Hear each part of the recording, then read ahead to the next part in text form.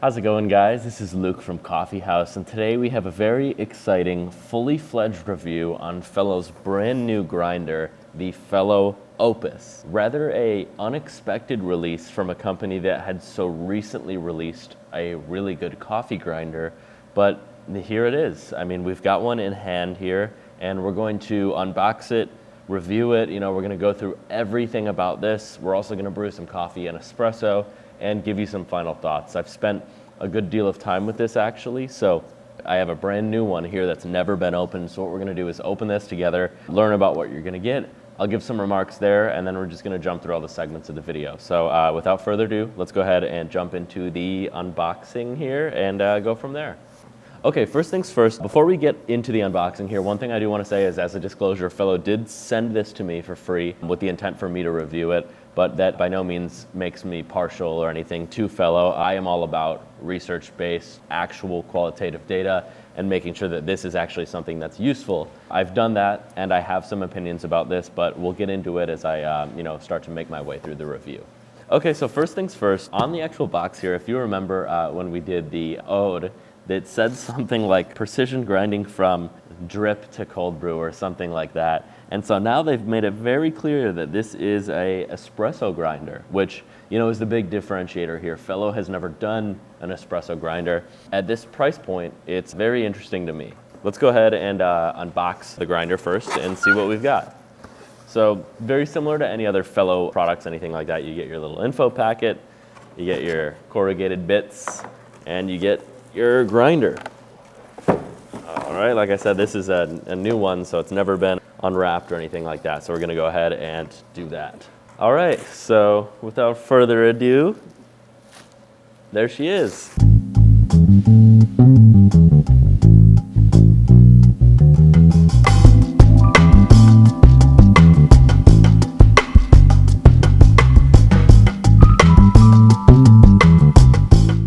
Okay, so first things first, I'm going to tell you all the things we know about this, and I'm also going to kind of work my way down and give you some opinions on those individual things as well.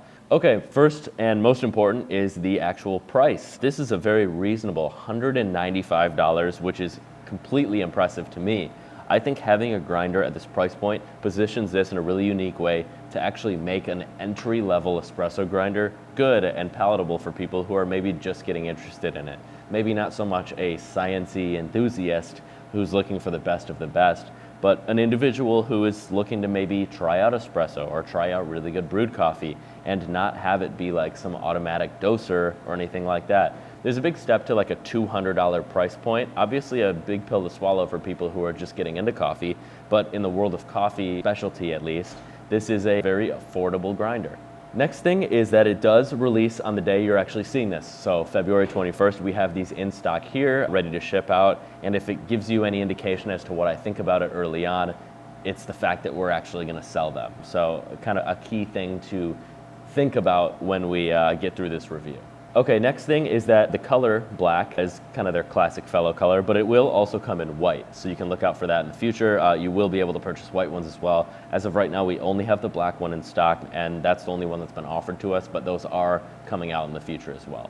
First thing in Fellow's list of claims is the grind adjustment here. It has 41 individual steps with actually some fine tuning involved, which we'll talk about later in the review. But 41 is good. It's almost 25% more than the Fellow Ode, so there's a big adjustment range there. I mean, I think having the ability to fine tune in that level and then also get deeper and do some micro adjustments is really great and a really valuable thing. Although, I would have preferred that it was stepless like a lot of other really amazing grinders.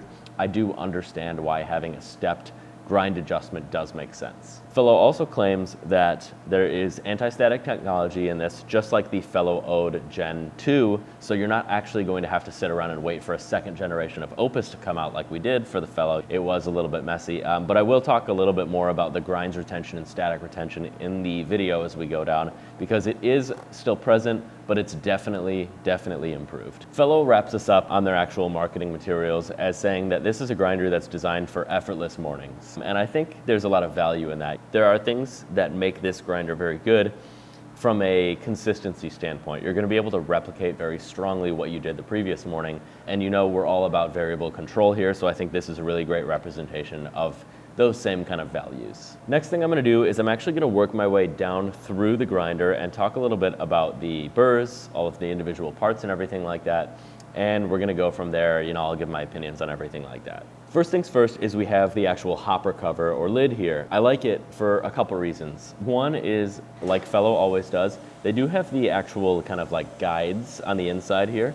Some of them are pretty spot on, although I think the Espresso being at all the way on 1 might be a little bit of a stretch. We've found that it's closer to 2, but that is a nice little handy guide on there.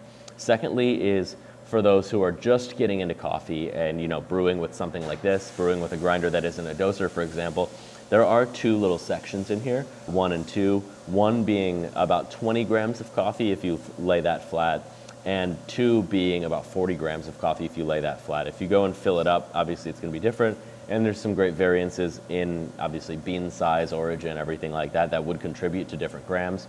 Ultimately, if you're getting plus or minus 10% either way, and you're just kind of like a coffee enjoyer rather than a scientific enthusiast, this I think will work well for a lot of people. The most important part about the lid though, I think, is how well machined it actually is when it fits in there like that. Having a well machined lid is really important because what we can do is we can actually use that vacuum that the lid creates and use that to push air actually through the grinder. This is called a bellows. And what that's actually going to do is push any spent grounds that are hung up inside of the grinder through all the way. So you're not gonna be hanging on to, a gram or 2 of coffee inside of there, and it's not gonna carry over to the next morning, and it's definitely not gonna leave your shot short. I think that's a really important feature, and whether or not they actually intended it to be that well machined and that deep enough to create a vacuum, I think it's a really, really nice touch for a grinder that is sitting at this price point. Next up, we actually have the hopper here. This is very similar to the Ode in terms of materiality, color, and feel, everything like that, but it holds about 100 grams of coffee, which is good. This is a non-doser grinder, so what you put in, you will get out in theory, but 100 is totally fine. I don't think there's gonna be an instance where you grind any more than that, but I think this is nice. The uniformity is good, and I think it looks more, akin to all of the other Fellow lineup, which I think is valuable. We're actually able to go ahead and turn this like that and lift it out too, which I really, really do enjoy the fact that we can actually take this out and access the rest of the burr set for cleaning, which as we work our way down through here, this I think is the next most important part. What we have inside of the actual grinder here is a blue locking ring, which gives us an additional 13 fine-tuning adjustment steps in the actual burr set. These 41 clicks that we can actually do left and right adjust the grinder to about 50 microns each time, but the actual blue locking ring micro adjusts those settings to a 33 micron difference. Obviously, if you start messing with the blue locking ring, there's gonna be a lot of math involved, so you might wanna rethink how you're dialing in coffee when you're playing with that. But it is something to see as a value because I like the idea that you can fine tune it. But like I said, it's going to get pretty complex, and it's something we're gonna wanna think about going forward when we are dialing in coffee with something like this. Ultimately, if you're a beginner and this is your kind of like first nicer grinder, I would recommend maybe don't touch the blue locking ring just yet until you're confident enough that you can't exactly get out what you want with the, the macro setting here, which I think is a great starting point.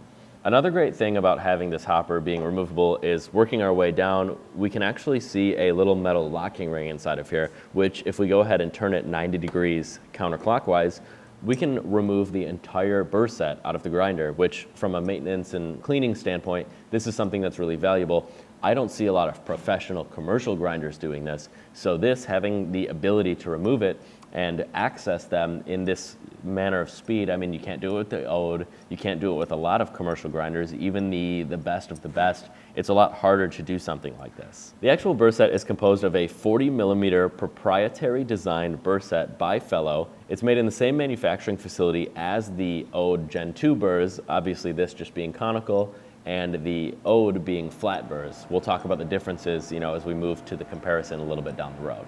And next thing I want to talk about is the actual, grinds canister. This is something that's very similar to the Ode, but there are some key differences that I think are important to talk about. When we get into the materiality, I'm going to talk a little bit more about what I think of this and everything, but you get a grinds lid, for catching actual, like pour over grinds, everything like that. You get the actual canister with a plastic inside. It still has some fins, but a little different than the Ode.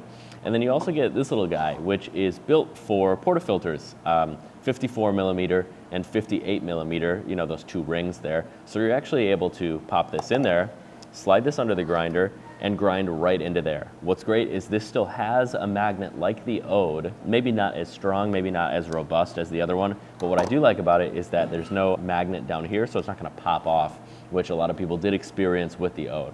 So that goes ahead, slides in there, places your portafilter receptacle right there. You can knock your portafilter on and you're good to go, which I think is a really, really thoughtful touch. And last thing on the actual top down of the grinder is the button. If you've seen the Ode before, then you know the button. It's a very familiar feel, although this one is a plastic button as well, which leads me into the materiality of this entire grinder. Okay, so materiality on the grinder, I think this is the big drawback for a lot of people, but I think at $195, there's not a lot of room to complain. This being said, the grinder is entirely made of plastic. The button, the base, the back, the front, the lid, this little hopper canister inside and out. This piece doesn't even have the rubber that was on there before. It is all plastic, but it's not something that is entirely unfamiliar, or is it a departure from the Fellow lineup? I've seen a couple people talk about the fact that this is like a complete different beast than all of the other grinders. You know, the expectation is that Fellow puts out these amazing feeling products, and that this doesn't really fit the look or the feel of the Fellow products, but I definitely disagree. Not only is this actual material familiar, because it is the actual material from the base of the Fellow Stag kettles, but it is still premium feeling. It's got a little bit of weight to it, but it is by no means as nice as the Fellow O. That being an aluminum, essentially fully aluminum grinder, that feels a lot more robust. It feels like it can really stand the test of time, where this feels more entry level, but that's okay, it's almost half the price. I don't think you should think about the materiality here as a drawback. I think this is just a different grinder in its class. I think that this is the perfect entry level grinder for someone looking to maybe fine tune their drip coffee down the road and get an Ode, or move towards something in a higher price bracket. But this being at $195, I don't think there's much room for complaining about the materiality. Okay, so here we have in front of us the Fellow Ode. This is the Gen 1. It does have Gen 2 burrs though, and then this is the Opus, obviously, what we're talking about. And there are some main differences here, some similarities, but I think I just wanted to be able to kind of compare everything side by side in terms of like the key differences, because I think a lot more people are familiar with this than obviously they are this. But first thing I want to talk about is these. The canisters themselves, while similar in diameter, don't really share any type of compatibility. This going here, I mean, does fit, but you're not going to be able to use the lid. If you go ahead and do that, it doesn't fit. For the same being here, if you go ahead and put this one on here, while it still locks into place, it is too short, so grounds are going to kind of go everywhere. These lids themselves actually, I mean, I guess are remotely compatible, but this one's a little too tight, this one's a little too loose, and this right here does not fit in the actual grind canister at all. It's a little too tall. While they are similar, they are themselves very different.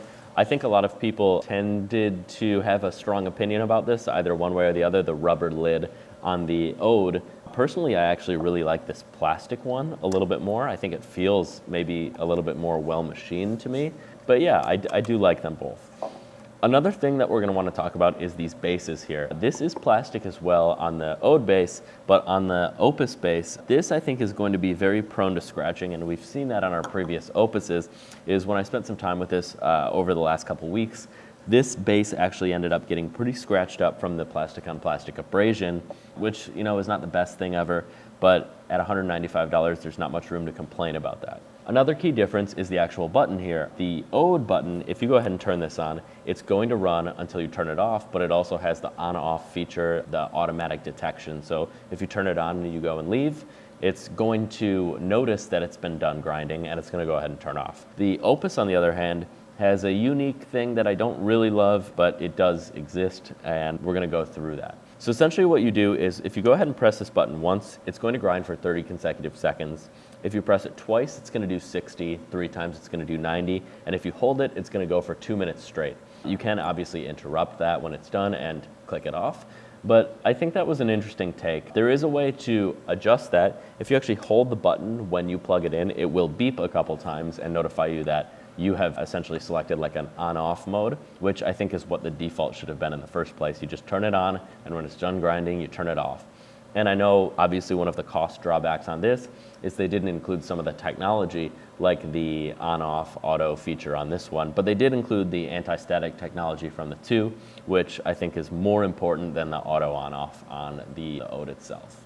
Another thing we're going to want to talk about is there is no knock chute here. The knock chute on this guy, obviously you're not going to need it because it does have the static. They did still include the knock chute on the Ode Gen 2. This is the Gen 1 obviously, but the Gen 2 still has it. In my experience, the Gen 2 and the Opus tend to retain the same amount of grounds after the fact, even with the anti-static, which to me is just under less than 1 gram about, anywhere 0.7, 0.8 grams. So nothing serious in the realm of grinds retention, but it's definitely something you're going to want to be cognizant of when you're brewing your coffee. It would be valuable to go ahead and weigh that coffee afterwards, or go ahead and, like I said, use this as a bellows. I almost wish that the fellow Ode did have the same feature, but they don't. And it is something maybe they'll include in the future on the 3rd one or the 4th one, or however many more iterations they go through, but it is a nice addition to the Opus. One last thing, obviously we've talked about this, is the materiality. The weight is very different on these, this being all aluminum, this being all plastic. The Opus is about half, roughly, the weight of the Ode, so it is going to feel a lot lighter. It does have a nice kind of like rubber base to it, so it isn't going to slide around or anything like that. And the torque isn't so much that it's kind of like shifting or bending, or it doesn't feel rickety or anything like that, but it is something that you'll want to be mindful of when purchasing this, is it's not going to feel as premium as the Ode itself. All right, so next part of the video is I'm gonna kind of talk through it, but essentially what we're gonna do is just make a solid cup of coffee. I'm gonna taste it and give my feedback on it. What I'm gonna do here is go ahead and weigh out 35 grams of coffee that's gonna go in here, because what we actually want to put in here is about 33 grams. So we're gonna see how much we actually lose when I weigh it, and we can talk about retention as we do so.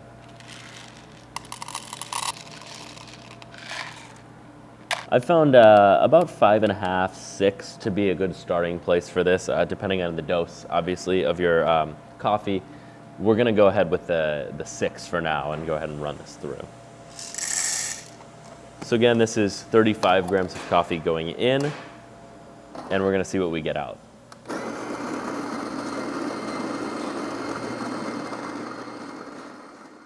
One thing to note is that the actual grinder is very, very quiet, which is nice. Sounds very silent, sounds very insulated, which is something that I definitely enjoy about it. Before we go ahead and weigh this out, let's see how much is actually hung up in the grinder. And I mean, this is why we like that bellows. Seems like there's a good deal of retention involved. So this is something we're obviously going to want to be mindful of going forward. It's probably going to be a good idea to go ahead and put this through, tap it, let it run a little bit longer to make sure to agitate that, because that's likely about a good gram of coffee, maybe a little bit less. In our experience, it's been 0.7, 0.8, around there. So nothing too serious, but it is something you're going to want to be mindful of. Most of what you saw come out is the actual static technology holding that up. Most of this is chaff, which is something that we obviously want to avoid going into the cup. So it is nice that it's doing its job, but there is a good bit of coffee that's being retained as well. So it's just something to be mindful of when you have this Opus at your house. So weighing out what we actually have in the cup without knocking or agitating or anything like that, looks like we have 34.4, 34.3 around there grams of coffee. So like I said, about 0.7, 0.6 in terms of retention, which is really, really not that bad. It seems like the anti-static is doing a great job as well. And this, I mean, even compared to the Gen 1 Ode, is a huge, huge improvement. So it's doing its job. It's just something you're gonna wanna be mindful of. So maybe when you're grinding that coffee, you're gonna go ahead and push this through just to make sure any of the grounds are not gonna be hung up inside of the burr set. So now that we've went ahead and ground 33 grams of coffee, which by the way, visually looks very consistent, which is something we wanna see, we're gonna go ahead and push this through and run it on our Mocha Master. If any of you have watched any of our videos before, maybe you're new, so welcome. But if you are, you know that we very much love the Mocha Master here. I see it as a great way to control your variables, both with heating the water and dosing the water in an accurate flow rate.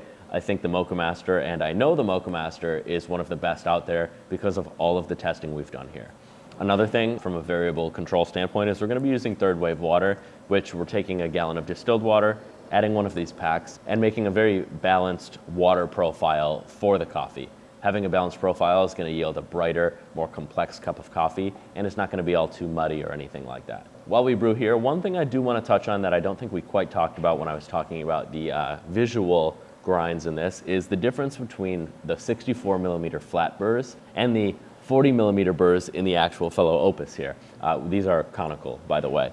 So with the conical burr set, it's going to be a little bit more forgiving as you adjust. So when you go from click to click, the changes are going to be less drastic, and you're going to be able to get a generally better cup of coffee. With the flat burrs, you're going to get a more consistent grind, but a less forgiving grind. You're going to have to work a little bit more for it, and that's why you see large commercial grinders, mostly that cafes use. They're spending a lot of time dialing in that coffee to a T, which espresso, obviously, you need a little bit of variance involved. Having a conical burr set is really nice for something like this. So I think the Opus, while it is some people would argue inferior burr set, I think it makes more sense not only at this price point, but for the application and cost of this grinder alone. I think more entry-level enthusiasts and things like that will benefit from having a conical burr set in this rather than having two flat burrs. And so as I go to taste this coffee right about now with the Mocha Master, one thing I want to obviously make apparent to you guys is that I've done this test many, many times with this grinder, so I do know what to expect. So this, as a bit of a formality, I'm going to go ahead and taste this specific cup and tell you my thoughts on it. Cool. Okay, so here's the thing I love about this is obviously I understand it's a new burr set in there, so people are going to say that, hey, you're, like it tastes so good because you have new burrs in it. Fellow did assure us that the burrs will be a very long-lasting burr, which is nice, but that's exactly what you get in this cup, is you get clarity at the end of the day. Not only is your coffee very well defined, but just the actual aromas, all of the actual notes that you get out of the coffee are very, very relevant. When you see something on a bag, it's like black cherry, peach, all of those individual tasting notes, it's something you're actually going to be able to much more clearly define with a grinder that does as well as this does. So for $195, we're not talking about comparing it to some of the best grinders out there. We're talking about comparing it to some of the most entry-level grinders out there. Those $195 grinders and kind of around that price point are not going to be able to achieve as good of a cup as this produces right off the bat. Having something, from a company that has had so much research and development into the grinders that they're producing and the grinders that they have produced, I think it's really important to consider what type of technology they're using on the old grinders that are obviously much more expensive and why they planned on releasing a grinder that was much more cost effective. And I think ultimately this is the stepping stone into something that is much larger. The enthusiast market goes much deeper than this, and having a grinder that does as good as some of their more expensive grinders, but for a cheaper price point and drawing back on materiality a little bit, I think is a great way to get people to understand what's in their cup of coffee. All in all, the brewed coffee that this produces, expectedly, is really amazing.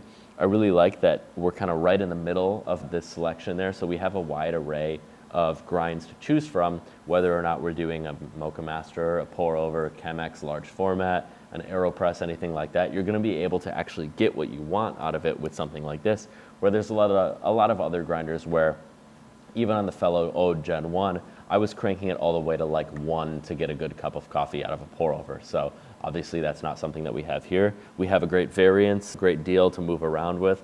And I mean, right off the bat, I can think in my head of ways to adjust this cup of coffee from a grind perspective, but it's astounding what you're able to get out of the cup right off the bat. I mean, you throw in your weight, you do the proper ratio, and your coffee is tasting crisp, clear, fresh, just exactly what you want out of it. I'm really about the idea of that commercial replication, the experience of replicating coffee at home, cafe level quality at home. And this gets pretty close, which is awesome for $195 and a couple other variable control tools. I mean, you're getting really, really close to that cup of coffee, and sometimes you're even exceeding the cup of coffee that you get at the cafe level.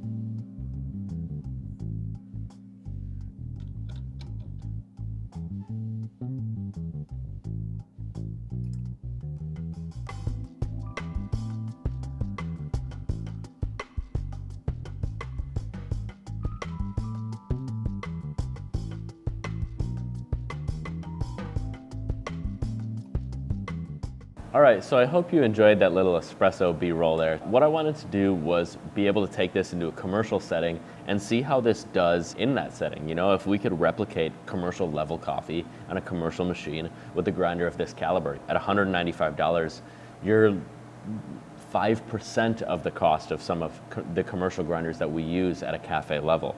And I mean, without a doubt, the ability for this to replicate so closely what commercial grinders do at the cafe level on espresso is astounding.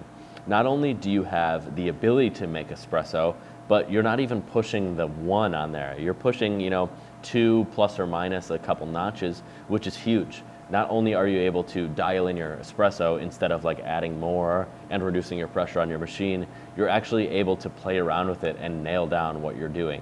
One thing I do want to talk about that I mentioned earlier is with the blue locking ring, the fine tune, the micro adjustments, it might not be something you want to play with just yet. I think with the actual macro adjustments on here, you're going to get more than enough of a range for espresso as a beginner. You know, at the home level, you're not going to need to dial in coffee that specifically because there is some math involved. If you're changing your microns at 50 millimeter increments, but fine tuning it, it's going to go plus or minus in some weird ways where you're like plus 13 or minus a random number. There's a lot of math involved with it. So like I said, it might be valuable to just play with the macro adjustments first and see if you can nail it from there. That being said, it's astounding to see that this can produce a level of espresso that, I mean, grinders in the $200 price point have never been able to do. To see Fellow develop a product that they understood, very likely, that there were risks of this impeding their sales on the Ode is, I mean, very positive. They have taken the step in the right direction into the entry-level market, and I think they did a really good job with it. Let's go ahead and jump into my final thoughts about the grinder and kind of wrap this thing up. All right, so final thoughts about the Fellow Opus. I mean, at this price point, there's not much complaining I'm allowed to do. This, in my opinion, is the ultimate starter coffee grinder. If you're looking for something to do espresso at home, if you're looking for something to do pour-overs at home, or, you know, mocha masters like I often recommend, this is that perfect first grinder. It is not the best brew grinder. It is not the best espresso grinder. But what it is it's a grinder you don't have to feel bad about stomaching when you're purchasing it because you know it's coming from a reputable company, you know it's producing very good coffee, and the amount of quality you're getting for the price point is great. Obviously, there are some drawbacks with the Materiality, and there are still some retention and everything like that. You're not getting the most astounding burst set in the world or anything like that. And there may be some little scratches that'll happen here and there, and it doesn't feel as premium as the Ode or anything like that. But like I said, for $195, I don't see much room for complaining. That said, this review, compounded with all of the data that we've taken, all of the research we've spent on this specific grinder, has me very confident in my ability to recommend this grinder as the perfect home grinder. I fully stand behind this grinder, and while it does have those drawbacks like I mentioned, there is nothing in this price point that is competing with it in a way that I would very seriously in my own head be thinking of other grinders. I think the next step up is the 300, mid 300 brew grinder, and that's not touching anything like this. Obviously, you're gonna get better brewed coffee there, but doing espresso at that price point's really not all that possible. This, in the world of espresso and coffee being done in the same grinder, I mean, you have to spend 5 times the price of this to even get close to this. And those things, those grinders in that category are still presumably less reliable. And, you know, they might have a better form factor, but ultimately, you really can't knock this. I think that's everything I have to say. I really enjoy this, and I'm looking forward to seeing what other people think and how this works from a longevity standpoint. You know, is this going to hold up to the test of time? It's something we're only gonna have to wait and find out about. But as always, I appreciate you tuning in. If you've made it to the end, congratulations. I know there's a lot of information and a lot of opinions involved in this video. Appreciate you sticking it out. That said, I'm Luke from Coffee House. This is the Fellow Opus. Feel free to comment down below, ask your questions, make your comments, and also shop this grinder online. Like I said, it's going to be available the day of purchase here. We got them in stock ready for you. So that's all I got. Again, Luke from Coffee House. Thank you so much for tuning in, and we'll see you next time. Cool.